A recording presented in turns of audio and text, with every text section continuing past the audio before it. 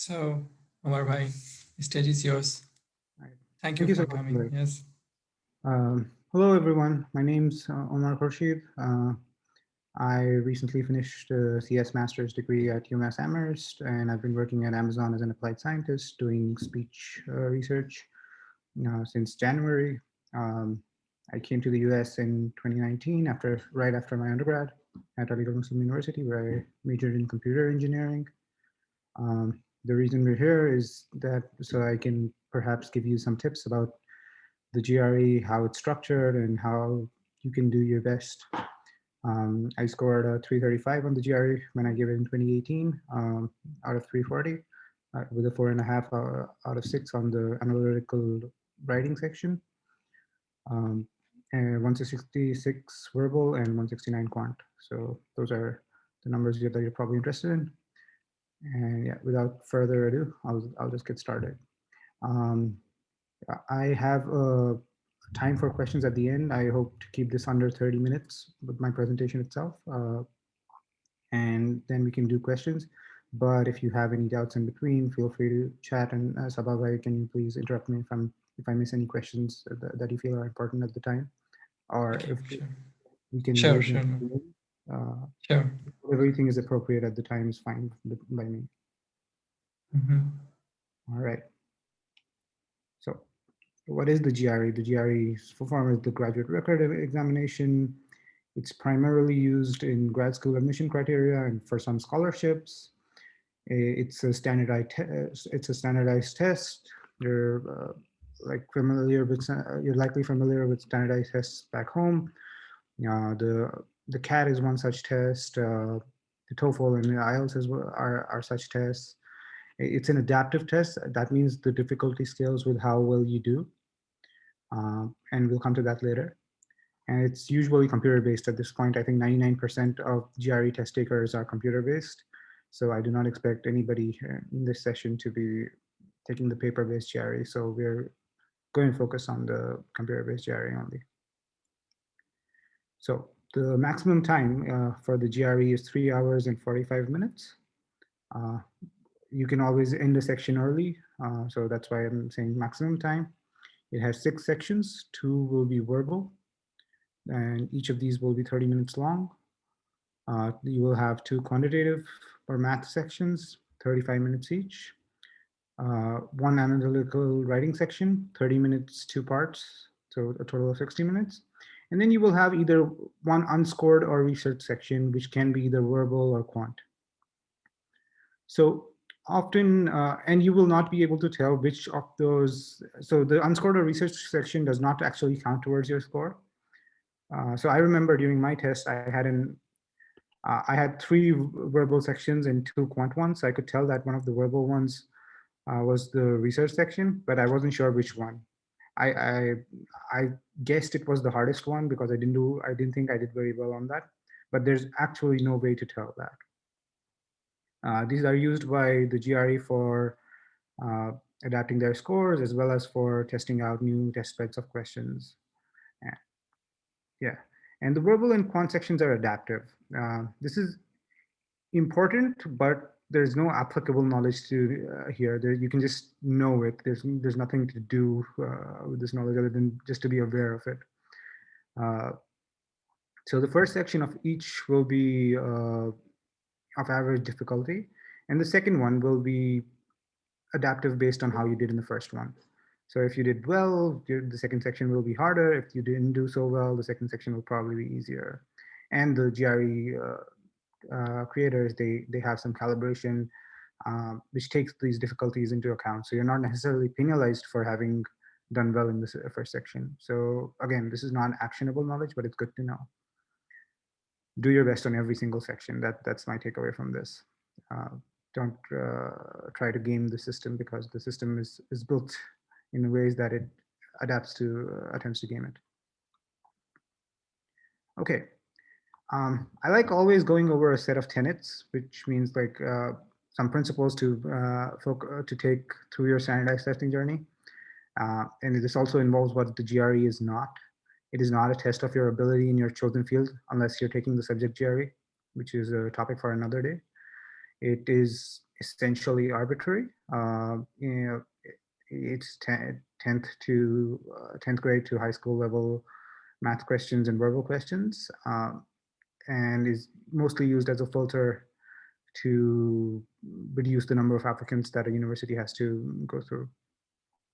The good thing about standardized tests is the fact that they're standardized. And what I mean by that is that if you understand how the test works, even if you're not extremely talented at either of the criteria that they're testing, you can start doing pattern recognition and try to recognize what's going on rather than trying to brute force your way through every question through what some people would call talent. It's not also a test of language. You don't need a very massive vocabulary. It's good to have one. It'll make your life easier, but it's not, it's by all means, I don't recommend spending more time going through flashcards or vocabulary books. I think there's better ways to structure your prep time. And also, you don't, it's just one part of the application, and it's usually a non-major part for most colleges. There will be some where it is considered more highly than others, but mostly it's going to be just one part of your application. And after a point, if you're spending 50 hours just doing flashcards, I think there's more important ways you can improve your application. Yeah, and in the end, the most important tenet, I think, is just that the GRE is a test of pattern recognition. The number of possible questions is infinite, but they'll all follow the same pattern. And that's very important to recognize. So once you have those patterns ingrained into your muscle memory, so once you do a few hundred questions in your own time, you will start seeing patterns rather than try to brute force through solutions. I'm going to take a second to stop for questions at this point because I know I've gone through a bit of introductory material. And if anybody has any questions at this point before we actually get into the sections, and please feel free to unmute yourself and ask them. Or if there are any questions in the chat, then could somebody read them out to me, please? Yeah, so we have a question in the chat. If we are not good at vocabulary, then how we can do verbal questions? Any particular techniques? Right. So like I just said, I understand that the words look often intimidating, but there are ways to break down questions that that I'll come to in a little bit. And it also comes to through a lot of practice. You can often recognize the tone of certain words or the subtone of a certain sentence to see if words do not fit. And then once you've narrowed down to the last one or two options, I think it's often just best to guess because it's never a good idea to skip a question. So we'll come to that. So I have a little bit of detail on that later in the presentation. Anything else? There are no more questions in the chat. Hi, can I ask a question? Sure. Yes, so like if we do a bit poor in the first section and that you said that second section will be a bit easier. So does that mean it will affect our score? Like easier questions means the score will be lower and if we do well even in that. So the algorithm is opaque. So I don't have an answer for that. It's just that it takes into account the difficulty of the questions. That's all ETS says, and that's all the information I'm able to give. I don't know any more than you do, but I would not make any assumptions. I would just try to do your best on. So the only reason I mentioned it is to warn against playing the game of trying to do badly on the first section to get a second and easier section. There's no other reason for this to be important to you, and it should not be part of your strategy. Okay. Okay, one more question in the chat box. Okay, that is answered. So one is how much one should prepare for analytical writing part, especially the analyze the argument part. I would do like it depends on how experienced you are with writing in general. Yeah, I think it's if you're used to writing a lot of essays for college and stuff, then it's not going to be that hard. If you're not, this is going to be mostly for people from quantitative backgrounds. If you're not, I think spending some time practicing and looking at the examples and how they're scored is very important. And I'll come to the AWA section also, like and we'll go over some more detailed tips over there. To answer Shahruk's question about some say to read Hindu newspaper for vocabulary, in that context, what I would like to add, other than that, you can also read a novel. The reason why people say to read Hindu newspaper, because for two reasons. So one is, of course, you get the vocabulary over there, you improve your English, but also you get aware about the general knowledge, what's happening around. So there are you get both the things, your vocabulary plus general awareness about what's going on.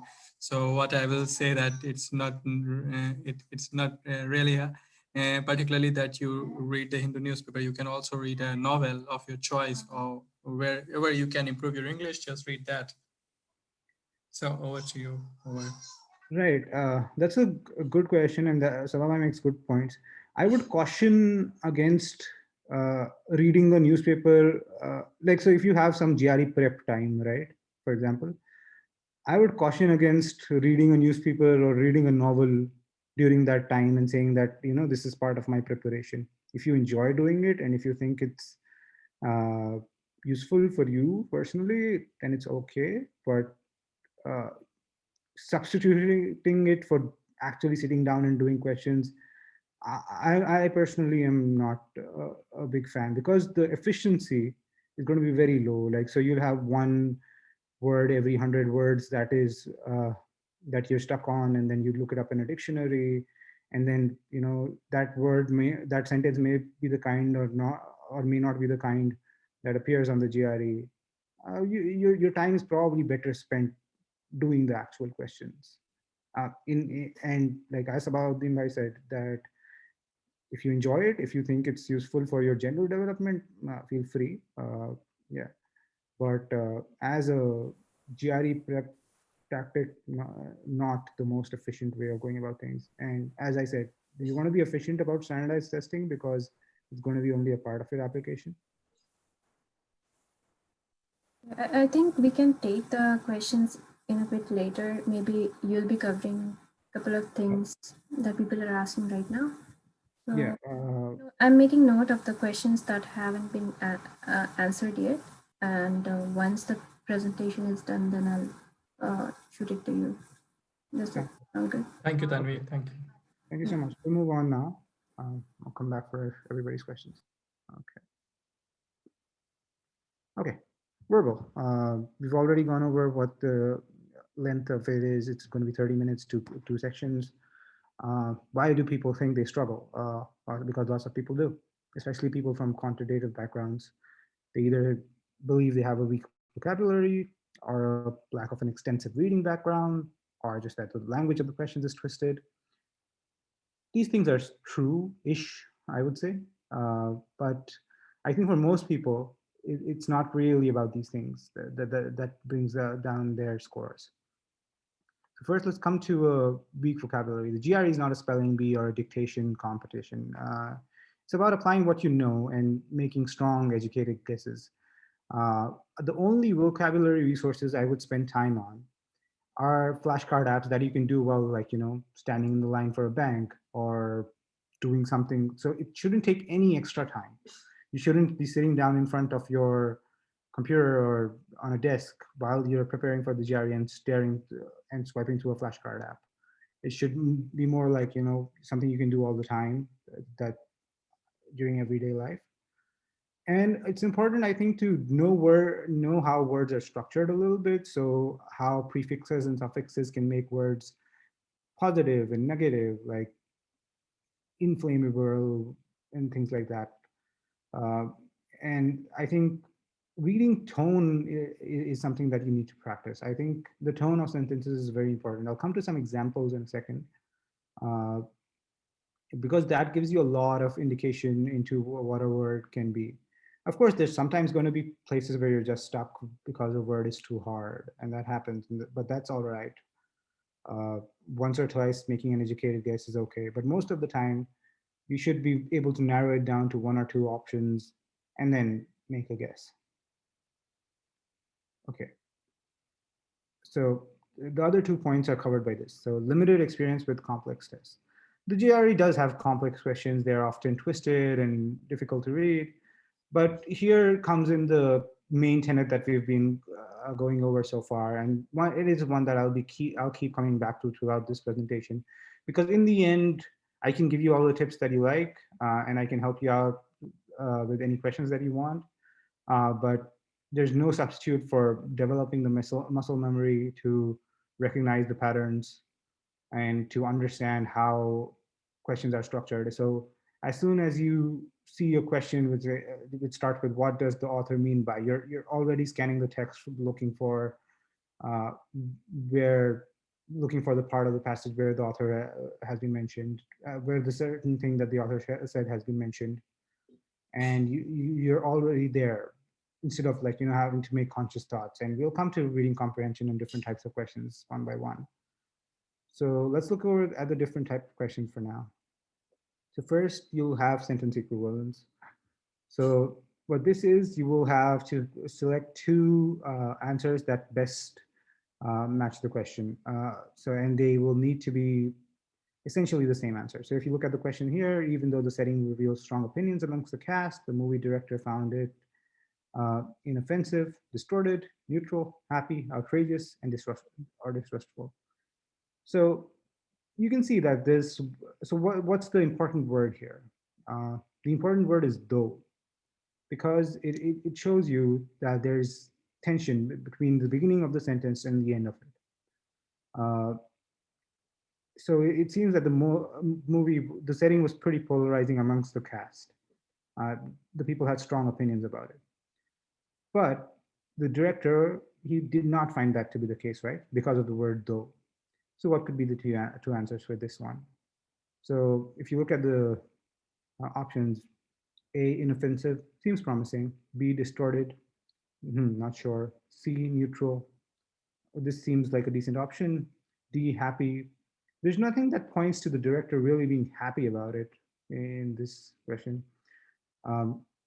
E is tricky because if you didn't notice that the though is present in the sentence, you would also go with outrageous. But you have to see that there's contrast between the beginning of the sentence and the end of it. And similar things go on for distrustful. So the only 2 options that actually make sense here are A and C. That's how you break this kind of question down. You go through each option, you rank them in your head. I would caution against writing too much because you have limited time. Like if you feel it's necessary, practice and try to time yourself. But try to create a ranking in your head.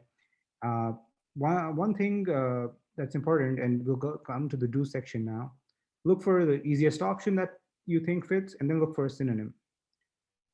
If you find a synonym, great, you're nearly done. But go back and read the sentence carefully. Look for words and look for the tone. Look for keywords like but, though, etc. You might have answered the opposite question. So make sure that that's not happening. If you don't find a synonym for the easiest option, then that's clearly not the answer.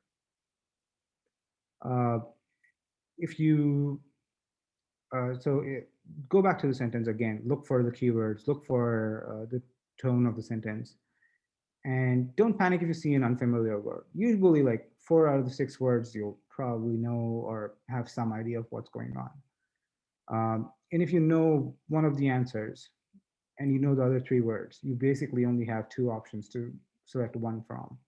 And usually you can make a pretty educated guess about that. So that's why I keep saying to not really worry about vocabulary and that it will be okay in that sense.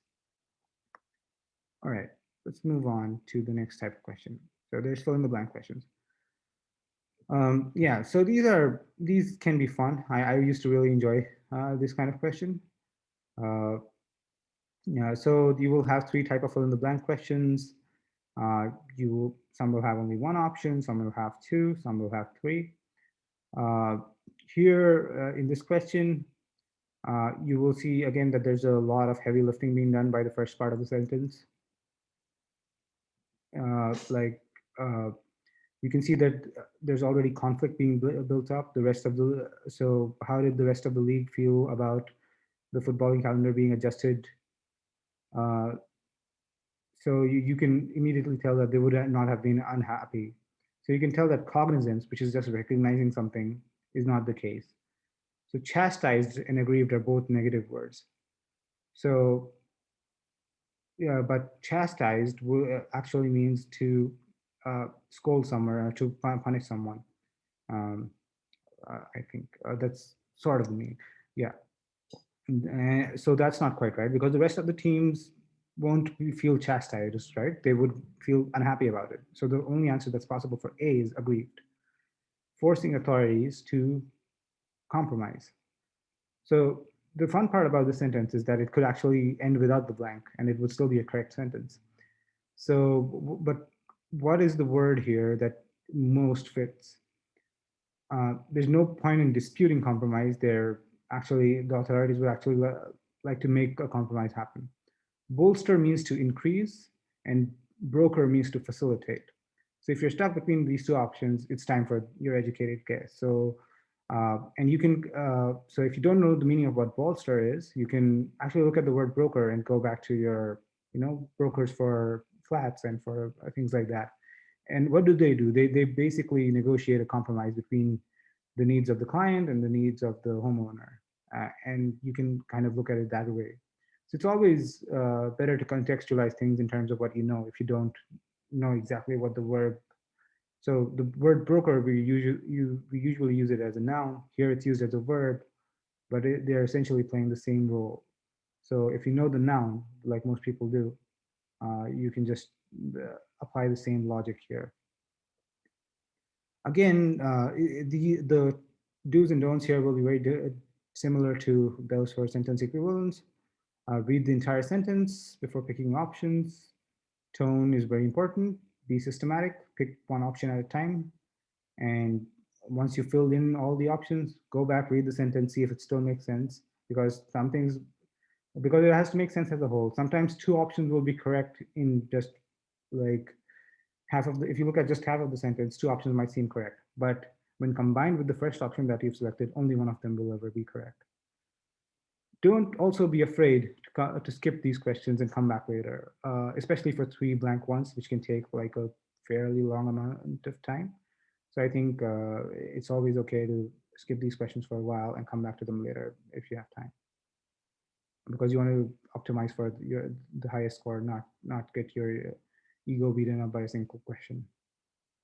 All right.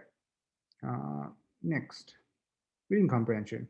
Okay, these are not fun usually because they're often long, they're often complex, and the prevailing wisdom that we have throughout, I think, school, and I don't know if it's the same case in undergrad, is to first understand the passage completely. I completely disagree with that advice, and I honestly think it's just very inefficient to try and understand the passage completely before you look at the questions.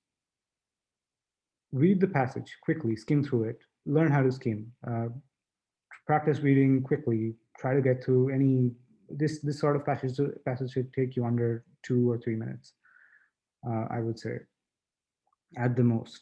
The faster you can go, the better. So all you need to be doing is forming a mental map of what is located where. So here you should know, if you read this passage quickly, you should know that the thesis is about the endings of Don Giovanni. The second part of it is about what Mozart did, and the third part explains what the second ending does. And so now that you have a mental map for the passage, you're good. Don't worry about the passage anymore. Go to the questions. Once you go to the questions, you have pointers because of where in the passage you need to look. So how is this passage structured out by the author? Okay, this is not super useful because you've skimmed through the passage and it doesn't give you a guideline of where to look in the passage, but your mental map helps you now. You know that he first introduced the topic and then analyzes the choices. Does he provide a critique? You know that there is no critique provided here. Does he talk about 2 different related works? Not really, it's the same work, just 2 different endings. Does he ask a different question a question and then veer off onto an unrelated tangent. No, the passage is very focused. And does he portray misunderstanding of the work? Not really. There's no, and does he reference external sources? He does not, at least in this part of the passage. So the easy answer to this is A, because you've ruled out all other possibilities. Sometimes you will have questions with multiple answers. And there it's time to be careful because you only, so there you can spend some more time looking through details of the passage. Look at each question. So it's very important. Again, we'll come to the do's now. Once you skim the passage, go back to the passage for every question. Be careful with the multiple answer questions. The most important thing about this kind of question type is to not use your brain too much. And let me explain what I mean by that. One logical step is to find, like if you can make one step of inference from the passage, that is usually okay. But if you're stretching the meaning, if you're trying to look for things that the author didn't actually say, and just trying to make inferences, that is not usually going to help. That's usually going to lead to you finding multiple answers that seem correct, but actually only one of them is going to be directly inferred by the passage. Yeah, that's about it for the reading comprehension side of things. Just make very sure to, keep your brain focused on only what is actually being said, because it's very easy to, especially in a high pressure situation, to overthink and to say, oh, the author might mean this, might mean that. If he doesn't say it, he probably doesn't mean it. If you can make one logical step from what is being said to what is being asked, you're usually fine. If it requires more steps than that, go back and think about it before you make that choice. All right, next. Yeah, we can move on to quantitative sections now. So people without a quant degree will find it difficult due to the fact that they haven't done any math for, 3 to 5 years. People with quantitative degrees find it hard because scores usually required are very high.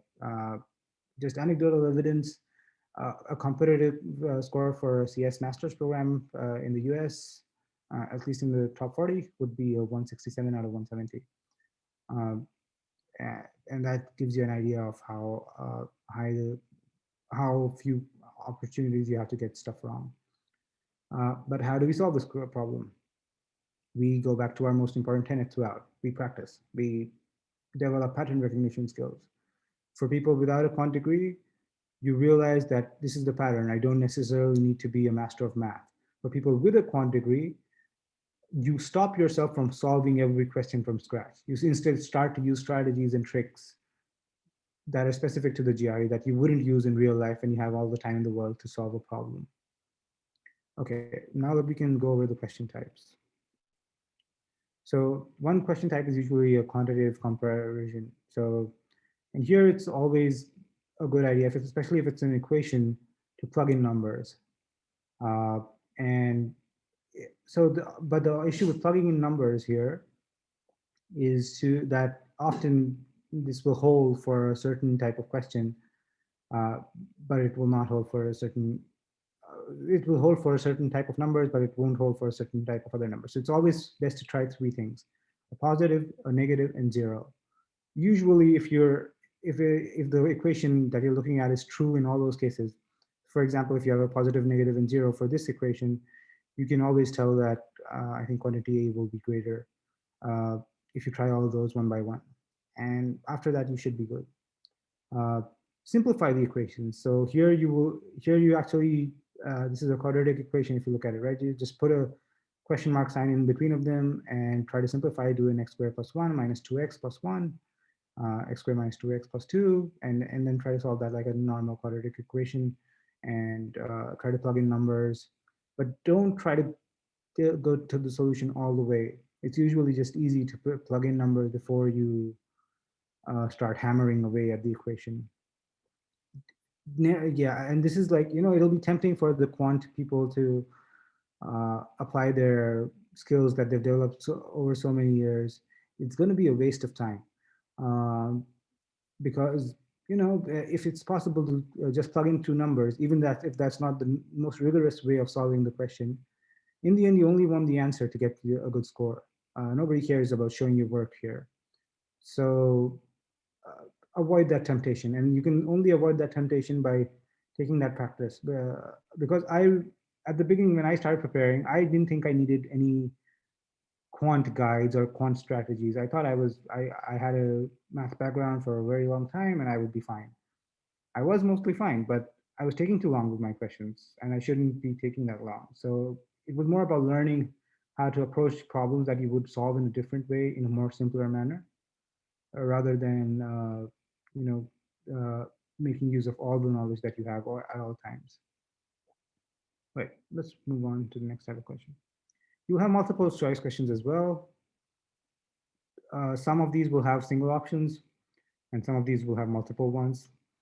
And this is kind of an extreme example here. You have, I don't know, 10 options at this point. Sometimes it is like if you have 10 options and there's a multiple choice question, multiple answer question, it's probably best to brute force this type of question. So here, instead of plugging in numbers, in this specific question, you can't plug in anything anyway. Like you should start this from first principles, like saying, okay, what is 57? Well, so the only important thing here is the units digit, right? Because the 5 will only come into play later in the number. So what could any power of 7 do? So you start with 7 and then you go 7 sevens are 49 and then you go 49 sevens are, and so on and so forth. Do those calculations, go up. Once you've covered the entire range of 0 to 9, see which numbers have actually shown up and mark those. I know it's tempting to spend a lot of time on these questions, but again, I think they're the kind, like the fill in the blank ones, that I would skip and come back if you were completely underconfident about them. Don't overcalculate either. Like if you're sitting here making 57 raised to the power of this and that, it'll take you forever to solve these questions. Instead, you know that they're only asking about the units digit, so the only number you really care about is the 7, which is a much easier number to handle than 57 would be. Right. Okay. Numeric entry questions. These were my least favorite type because I would always not read the instructions very carefully, make rounding errors, put things in fractions when they were asked in decimals, etc., etc. So make sure you read the instructions properly. Be careful, type carefully, be slow about the actual typing of the question.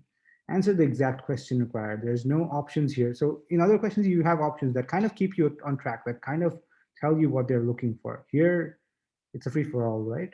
You can type in anything and the test will accept it.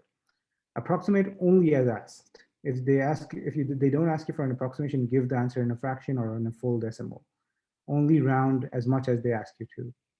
Don't hurry through these questions and don't make typos. Just again, going back to the first point, be very careful because there's nothing worse than like knowing the answer to a question and then making a typo, because that used to happen to me a lot while I was practicing. I would keep kicking myself when it came to these numerical entry type questions. Finally, for quant, we have the data interpretation type questions.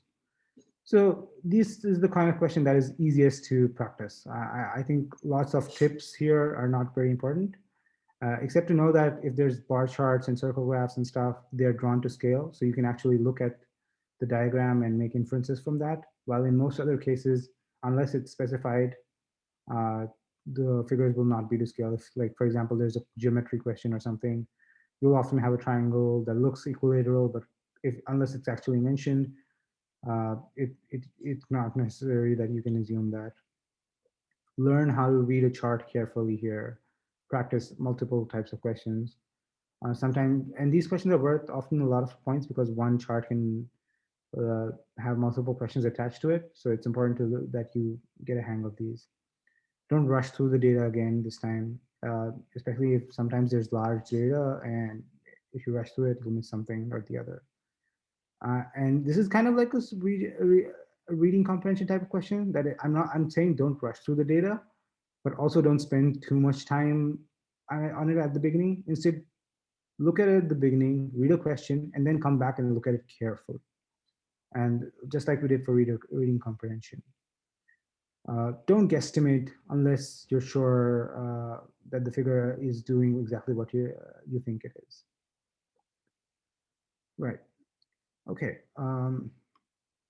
I will move on now. Okay. Yeah, that's it for the quant side of things.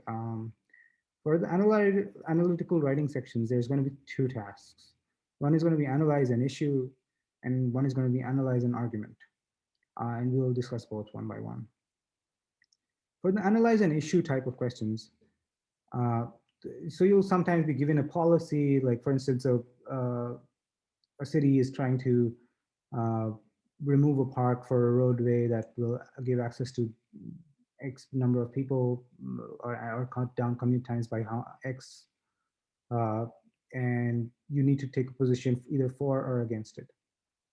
So when they say to take a position either for or against it, take a position, commit to it, be confident about it. Don't, waver back and forth. It's always important to give cons of your own position, so that you come across as self-aware. But it's also important to really commit to it and say that, in spite of these cons, I believe that this is the correct option.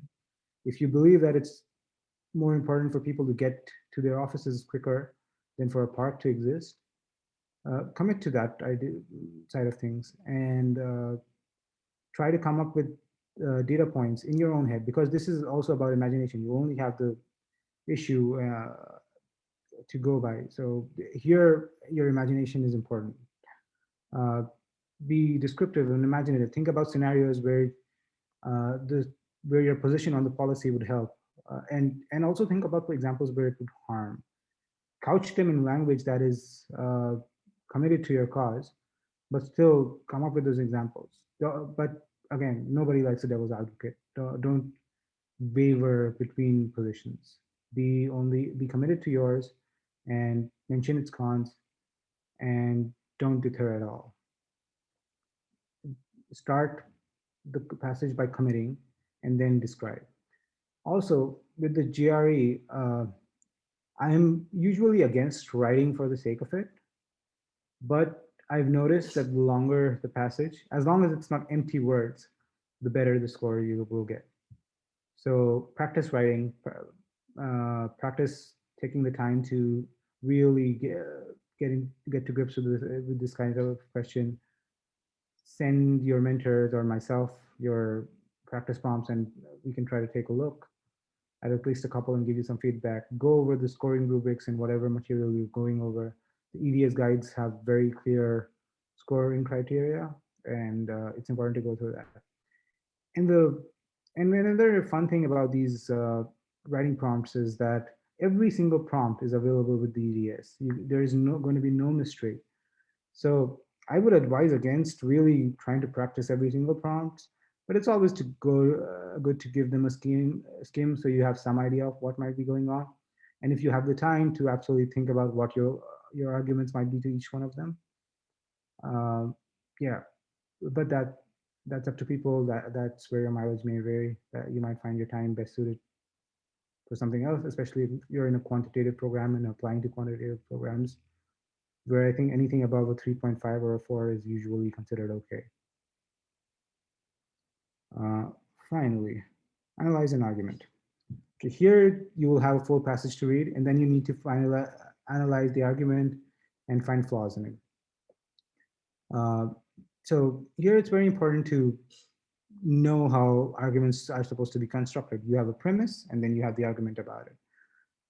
And then they come up with a conclusion. If these things don't follow logically from each other, you have found a flaw. Write that down. Don't make notes. Just start writing and correct later. You have a word processor. Make use of it.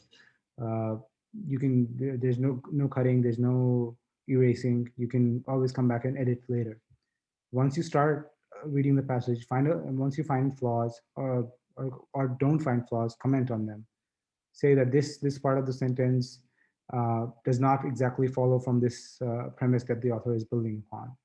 Say that specific author is creating a straw man out of this specific issue. Learn about logical fallacies. I don't have time to go over all of them at this point, but look them up, read through them, train yourself to recognize them, because I think that's a great way to get bonus points from an examiner. If I was somebody who was scoring a criteria and you were to point out logical fallacies within the argument and know the correct names for them, that would be very impressive.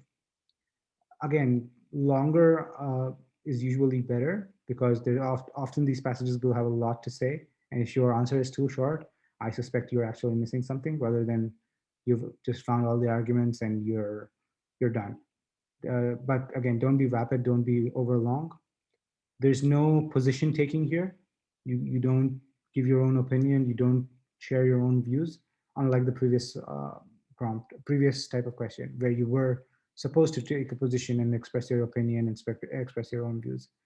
Here, you're looking at somebody's argument. Think about it like you're critiquing a paper from somebody that, you make this hypothesis, you make these assumptions. Are they actually true? Do they have flaws in them? And if they have flaws in them, then the conclusion that you've drawn from those faulty assumptions, they're also wrong, right?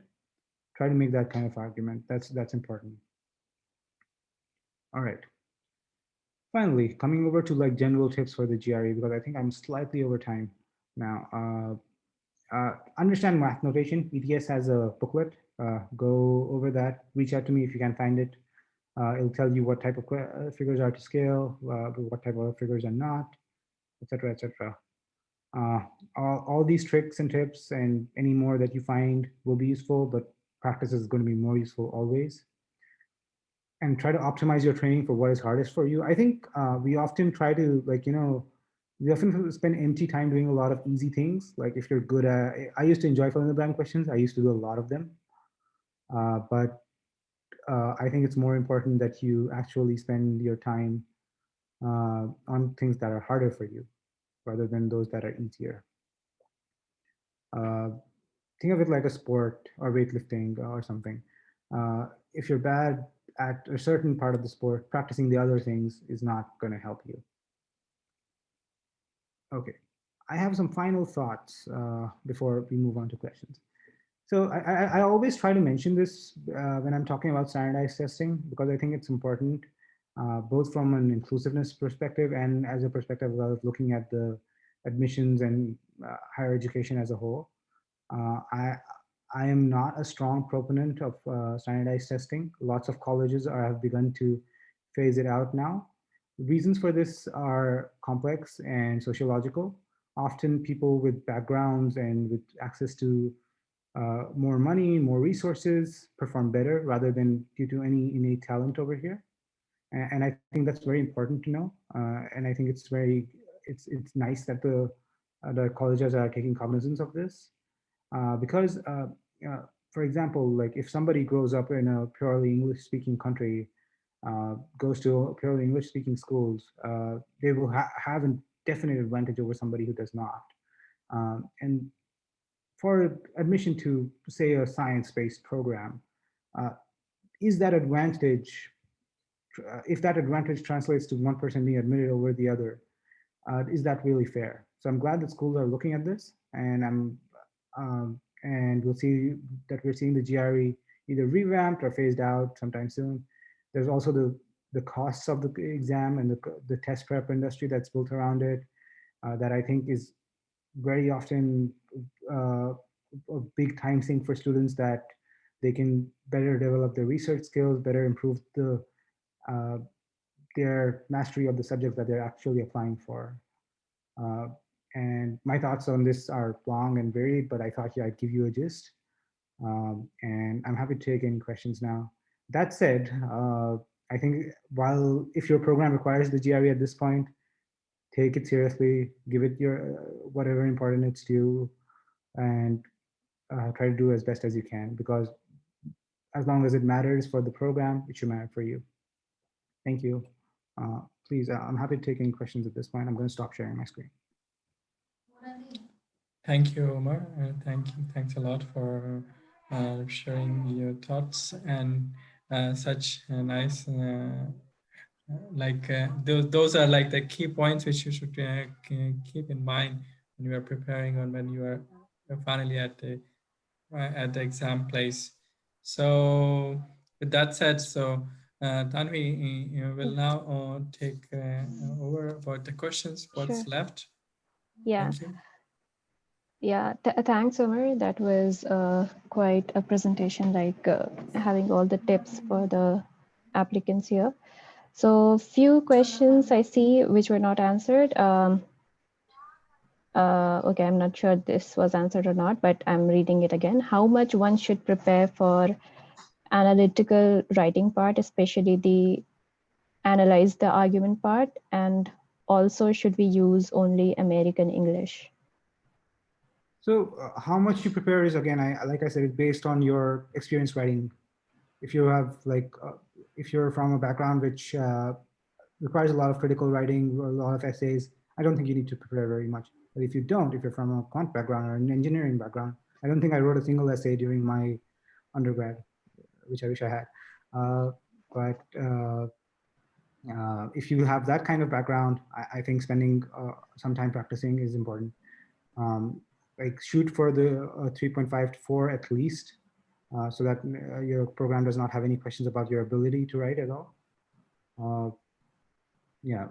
So I know that's not a very satisfactory answer. I can't give you a number of hours because it'll vary across people, but that's my answer.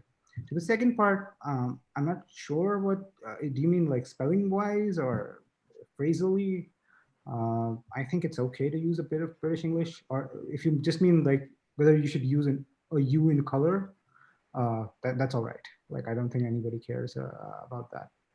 But if you mean like if you should try to phrase your English in an American fashion, I also don't think that's necessary. Just write however comes naturally to you. I honestly don't think there's much more to be said about that. Okay, Fatima asked, somebody suggested me to learn English words on a daily basis to solve the questions of English. Is it right to do that? I think this was already taken up during presentation, right? Yes. I will give a quick answer though. Sure. So doing it every day is great if you can do it, like, you know, when you, so again, this should not be part of sitting down at a desk and looking at a workbook. If you're doing everyday life and you're on your phone all the time, and you can go swipe through a flashcard app and learn 10 words, there's nothing wrong with that. But I honestly don't think that's very useful to sit and learn a lot of words. The chances of that specific word showing up are minuscule. So just statistically, it's going to be a very inefficient method of preparation rather than actually doing these questions. And yes, this is recorded, and I'm assuming, Sababai, that we're going to give this to whoever requires it. Yeah, it will be uploaded to the YouTube channel, so that's there. And then we have a question from Shazia. What are the reliable sources for practice except for the official sources in quant and verbal? Okay, this is a good question. Like I know that people say a lot about accepting the official sources, but there's 3 books in the official sources. So there's a lot of material there. And that is the best material there can be, because like it's exactly going to be of the type that shows on the test, because every test prep company has people writing questions, and it's not going to be as perfect as the ETS specific questions. But that said, if you're done with all that and if you're looking for more practice, I always recommend Manhattan Prep, both their strategy guides and their 5-pound book. It's great. And if you're a scholar, you'll probably get some sort of package this year.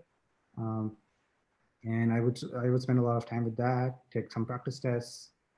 Yeah, that's about it, I think. But Manhattan Prep and whatever package you're given if you're a scholar this year is going to be useful.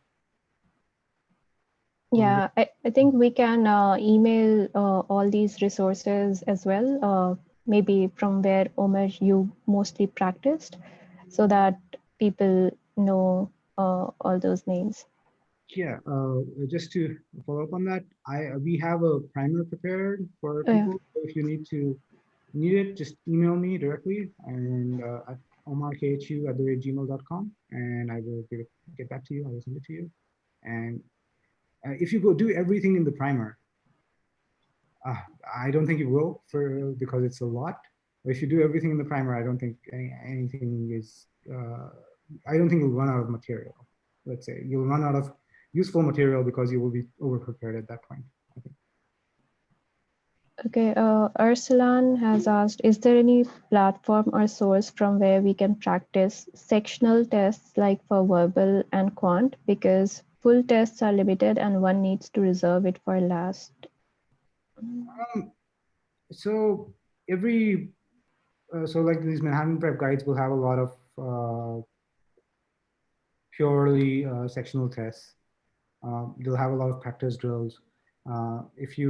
The ETS guides have a lot of sectional tests. There's specifically guides for quantitative and verbal, which have a lot of sectional tests and which also give you a predicted score using those sectional tests.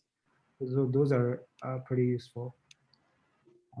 And I would I know that it's important to, but like I would take diagnostic tests pretty frequently. That's something I didn't do, and I would do more of that.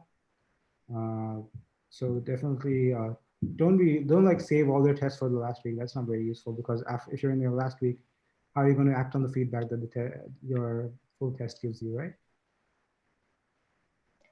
Yeah, so another is how to tackle very hard type of questions in quant. As I am into the preparation, every such questions are having a different concept behind it. I think it's the practice, right? That's a difficult question to answer beyond saying just, you need to do more of them if they're too hard. If you recognize a question that's very hard, find more of those, do them. That's the only way you can get better, I think. Again, it's like flexing a muscle. It only grows once you push it. Okay, is at-home GRE seen as less credible than GRE at a center? Should we consider this? Have second thoughts about GRE at home? Unfortunately, I gave the GRE in 2018 when the world was not how it is today. And I have not really been following up on how the logistics of it work. This is something that I hope maybe somebody else can answer, or you can look it up online, some forum or something. I doubt it's going to be less credible because the reports are in the end going to be sent by the ETS, and I don't think they will specify specifically if you took it at the home or not. But that's not like, that's just an assumption, and I think if anybody here can clarify that, I'm happy to be corrected. Okay, I think people are asking about your email ID. If you can share that in the chat, if that's okay. Yeah, of course. Thank you.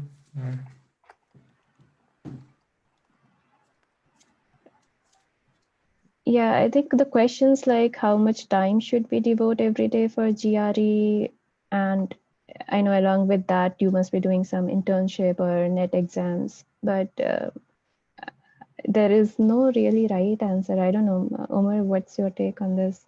I completely agree. It depends on how. So you take your first diagnostic test. If it's really good, then you don't need a lot of time. If it's not good at all, you need a lot of time. If your program, the programs that you're applying to, really focus on the GRE, you need to spend more time. If it's just sort of a criteria and they don't really care beyond you getting a 315 or something, then don't spend that much time. It's going to vary, and I don't have an answer that it can be any more specific than that, particularly in terms of number of hours you should spend. And with respect to somebody who's asking about the net exams, prioritize. I decided that I didn't want to look for a job in India beyond what I had gotten through my internship. I decided I didn't want to prepare for the GATE. I decided that I wanted to take the GRE and go to the US to study. Commit to whatever you're doing. I think that's in general very important because, if you're in two boats at once, you're not going to get anywhere fast. If you want to commit over the GRE, that is absolutely fine, by the way. There's no right answer here. It's just, just commit fully to one thing over the other. And just have two things going on at once. If you have a job and the GRE and the GATE and the net, that's too much. You have one thing that you really want and one thing that you can easily get. Right? So that you're not left holding an egg on interface. Yeah, that's a good advice. I think everyone needs to prioritize what they are looking for and yeah, make some strategy. So one last question we'll take now, and then we have some announcements. So do we use fancy words? Sorry.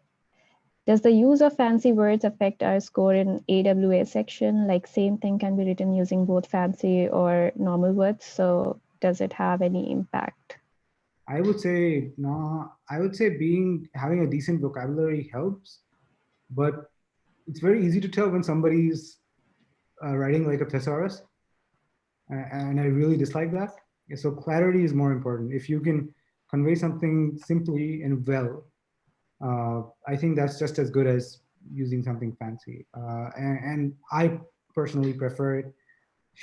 Sprinkling a nice word here and there is nice, but don't overdo it all because people sometimes write like thesauruses, and I hate it so much. It's a personal pet peeve of mine. One of the greatest writers who ever lived, like Ernest Hemingway, if you read, for example, A Farewell to Arms, it's all short, crisp sentences. There's nothing fancy going on. Any book that I've ever enjoyed, it's not. I don't.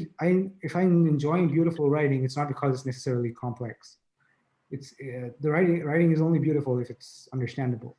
And I know beauty is not really the focus of the GRE, but there's often more. I think there's more pleasure for the examiner in reading your answer. It's likelier that they'll give you a higher score.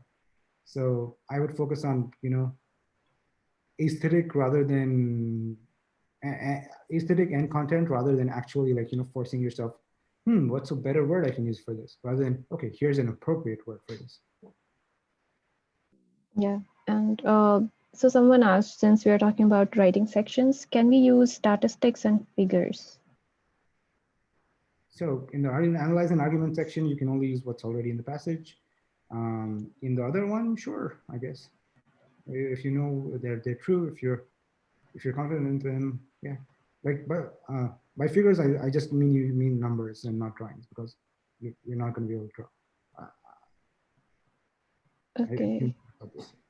Yeah, and regarding the question that the best time to have a GRE score with us if we are applying for fall 2022, can it be later than September? I think the applications close, it depends upon which college you're applying to and when their application closes. So you need to check those. On an average, the application deadline is around first week of December. So it's better to get the score in by November, or actually I'd say by October. So you can check what schools you are applying to. Yeah, that's true. Sometimes school will be a little more lenient with you can, if the GRE score reaches them a few days after the deadline, but you really don't want that to happen. Yeah, it's I think it's better to be scary. Yeah. Okay, I think we are done with the questions, and we can stop here. And is there anything, Omar, you want to speak? And then we will hand over to Salman for some announcement. But before that, we'll stop the recording. Sure. One quick thing is that we're going to be holding office hours every couple of weeks, starting either next week or the week after that, depending on, I have a vacation coming up, so after that. Yeah, feel free to attend those. Those are going to be open to all. It's not going to be a purely scholars program. And I'm happy to answer any questions. If you feel like you're struggling with something specific, email me. In the interest of saving everybody's time, it's better if you email me or anybody with something specific rather than a general, how do I prepare for this thing? Tell me where you're struggling and then I can probably help you better. Rather than where do I start? Because to get started, this webinar, more webinars on the SSGSA website, all the material that we give you in the primer. To get started, that's okay. That's way more than enough. But if you're struggling with, say, a specific type of sentence comprehension question, that, like, you just can't get those multiple answer questions right,